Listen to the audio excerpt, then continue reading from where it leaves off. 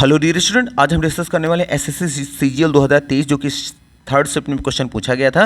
देखिए क्वेश्चन हमारा क्या कह रहा है कि एन लायन, एक जो लायन होता है, इज़ द मोस्ट, वो सबसे ज़्यादा फेरोशियस मतलब होता है सबसे ज़्यादा क्रूर ऑफ ऑल एनिमल्स, सभी जानवरों में होता है। इसका मतलब कि जो लायन होता है वो सभी जानवरों में सबसे ज़्यादा क्रूर या सबसे ज़्यादा खतरनाक होता है। अब इसमें एरर क्या है? देखिए एरर इसमें ऑप्शन हमारा पहले ही मिल गया है। देखिए आर्टिकल की यहाँ मिस्टेक है, लायन के पहले एन नहीं बल्कि ए होना चाहिए था। कैसे पता चला? तो याद रखिए किसी शब्द का उच्चारण अगर आ से आहा के बीच में होता है तो उसके पहले हम एन लगाते हैं, और किसी भी शब्द का उच्चारण अगर का से ज्ञा के बीच में होता है तो उसके पहले हम क्या लगाते हैं? ए। जैसे मान लीजिए ऑरेंज कहें, ऑरेंज में पहला साउंड क्या निकल के आता है? आ।